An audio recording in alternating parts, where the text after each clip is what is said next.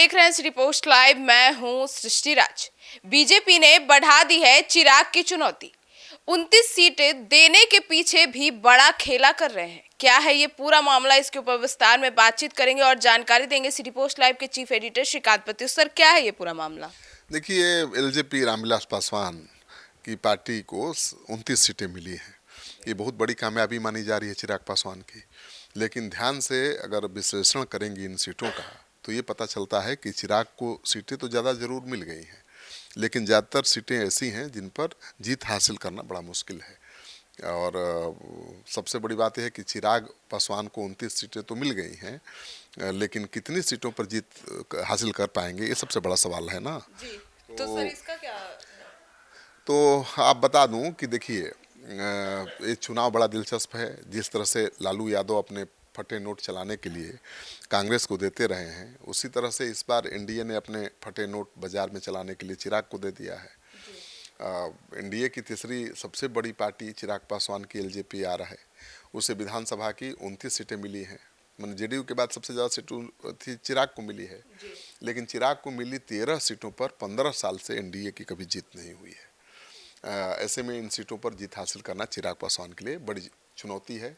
अगर जीत जाएंगे तो उनकी ताकत कई गुना बढ़ जाएगी, उनका भाव बढ़ जाएगा।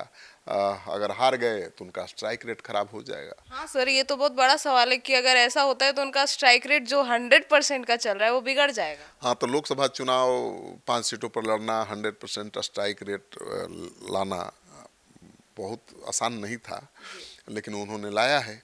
और वो दावा कर रहे हैं कि विधानसभा चुनाव में भी वही स्ट्राइक रेट बरकरार रखेंगे, लेकिन ये मुश्किल है। चिराग को जिस तरह की सीटें मिली हैं, मुझे लगता है कि बहुत कठिन काम है। जेडीयू की सिटिंग सीटें देने को लेकर आपने देखा ही कि नीतीश कुमार की नाराजगी सामने आई थी। बाद में कुछ सीटों को बदला गया और डैमेज कंट्रोल की कोशिश भी की गई। लेकिन एलजेपीआर को जो 29 सीटें दी गई हैं, उसमें से 26 सीटें ऐसी हैं जहां 2020 में एनडीए चुनाव हार गया था। 29 में से 26। तो हारने वाली 26 सीटें मिली हैं, जीतने वाली केवल 3 सीट है। मतलब सिर्फ नंबर बढ़ा दिया गया है। जी हाँ, जहाँ पिछले चुनाव में मतलब 2010 और 15 2020 में एनडीए नहीं जीता है, ऐसी सीटें उनको मिली है। ऐसे में चिराग पासवान को ज़्यादा सीट देकर बीजेपी ने उनका मान बढ़ाने के साथ उनकी चुनौती को भी बढ़ा दी है।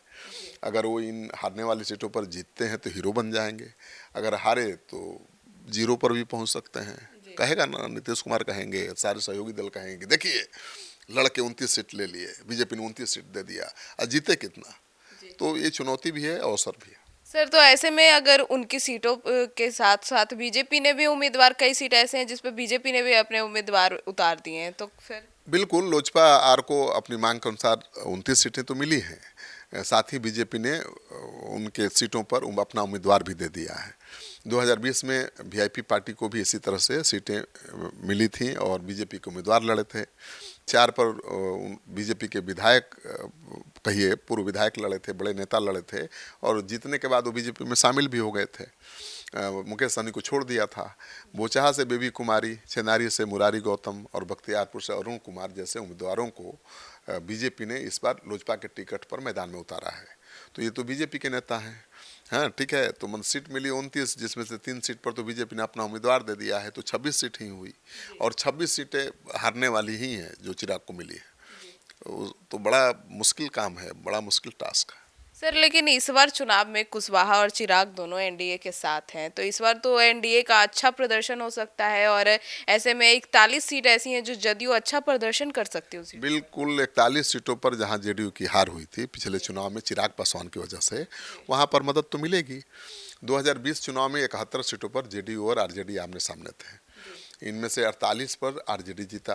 तेजस्वी के 75 में से 48 विधायक जेडीयू को हराकर जीते थे, और महागठबंधन सिर्फ 12 विधायकों की कमी से बहुमत के आंकड़े से दूर रह गया था। 2000 और 110 सीट पर ही सिमट गया था। 2020 में जेडीयू आरजेडी से टक्कर वाली 71 में से सिर्फ 21 सीटें जीत पाई थी। इन 71 में से 13 सीटें ऐसी थी जहां चिराग पासवान, उपेंद्र कुशवाहा के कारण जेडीयू की हार हुई थी। चिराग पासवान, उपेंद्र कुशवाहा के साथ आने से जेडीयू को फायदा होने की ज़्यादा संभावना है। चिराग के कारण दलित और उपेंद्र कुशवाहा के कारण कोयरी वोटरों की गुलबंदी हो सकती है। हालांकि तेजस्वी यादव उसमें भी सिंधमारी लगाने में जुटे हुए हैं। इस बार जेडीयू की सीटें पहले 2020 की अपेक्षा बढ़ सकती हैं, और चिराग और कुशवाहा एनडीए के साथ हैं तो इसका फायदा जेडीयू को मिल सकता है। लेकिन चिराग को कितना फायदा मिलेगा ये कहना बड़ा मुश्किल है, क्योंकि उनको जो सीटें मिली हैं 29 में से 26 सीटें ऐसी हैं जिस पर पिछले चुनाव में एनडीए हार गया था। तो सीटें तो ज़्यादा मिल गई, लग रहा है कि 29 सीट ले लिए, बड़ा बाजी मार लिए, लेकिन ज़्यादातर सीटें तो ऐसी हैं जहां पर एनडीए हार गया था। तो चिराग पासवान के लिए चुनौती है। जिन सीटों पर उन्होंने जेडीयू को हराया था या बीजेपी को हराया था, उन्हीं सीटों को जीतने की चुनौती है। अब देखिए क्या होता है। चिराग पासवान के लिए अग्नि परीक्षा है चुनाव। तो सुना आपने हमारे इस डिबेट को। तो अब इस पूरे मामले पर आपकी क्या राय है कमेंट सेक्शन में जरूर बताइएगा। तो फिलहाल इस खबर में इतना ही। आगे की खबरों के लिए जुड़े रहिए हमारे साथ और देखते रहिए सिटी पोस्ट लाइव। धन्यवाद।